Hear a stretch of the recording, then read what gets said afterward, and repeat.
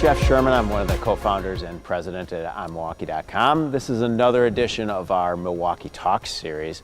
I'm also a board member at the Wisconsin Center District. The Wisconsin Center in beautiful downtown Milwaukee, the owners of the Wisconsin Center Convention Center, the UW-M Panther Arena, and this beautiful Miller High Life Theater that we're sitting here on the stage today. Today my guest is Marty Brooks, our brand new president here at the Wisconsin Center. Been on the job for a couple weeks now, and I'm really excited to sit down and meet Marty. We've only met at a board meeting, and ask him some questions about tourism, destination marketing, and obviously some questions about the state of tourism and business development in Milwaukee, because there's a lot of positive energy in Milwaukee right now, and we're really excited to have you here, Marty. So thanks for taking the time. My pleasure. I want to talk a little bit about the Milwaukee market. I was saying earlier, I always like to say that a city is only as good as the stories it tells, and we all have the responsibility to tell great stories about our market. You've been here for a while now.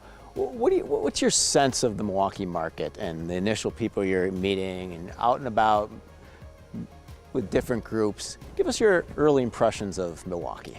The people here have been, thus far, and I hope it doesn't change, warm, genuine, friendly, and what is I found interesting in the prior two cities that I've lived in, very early on in my residency, I would come out of meetings with, everybody is so down on the city, and it's an inferiority complex, and how come us, and how come Chicago gets this, and we don't. I haven't encountered that once. No one, if there's a comparison made, it's not because it's, oh, poor us, look what they got. It's, how do we partner? How do we do more? How do we capitalize on, and it's just a very upbeat, healthy atmosphere and attitude that is invigorating. Yeah. Good, good.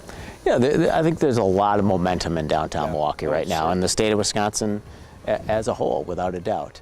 As you look at kind of the changing dynamics of any business, the convention business, the tourism business, everything's in constant flux to create some really good energy. How can cities like Milwaukee continue to harness that energy, and what do we do as an entity to continue to attract more attention, to attract more conventions, to attract more events to Milwaukee? One of the most important things I've learned that can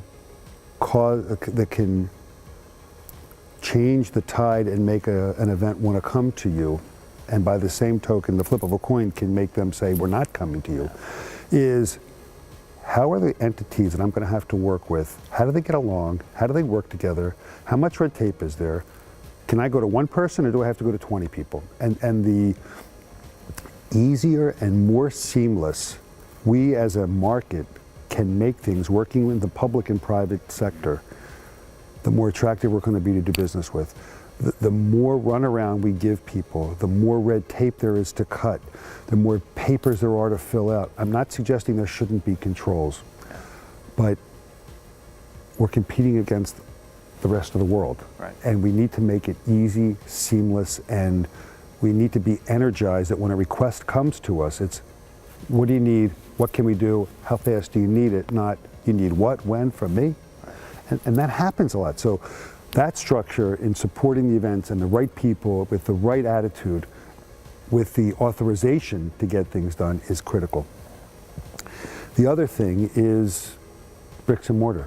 You need any space, whether it's a convention center, new Bucks Arena, the utilization of these facilities. You need to have the facilities in place that can work together and that are large enough to attract the events you're going after. You need to be realistic about what we can accommodate. It is unrealistic, in my opinion, to think in today's world Milwaukee is going to go to be a host site for a Summer Olympics. Okay, we're not going for that. Right. But that doesn't mean we can't go after other national competitions, sporting event competitions, as well as any kind of competition. It doesn't have to be sports.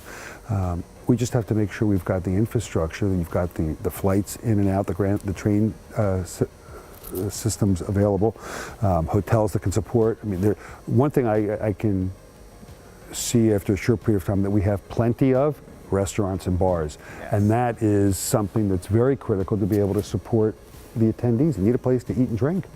And that, we have that component. Yeah, that quality of life difference, it's real in Milwaukee, without a doubt. Yeah.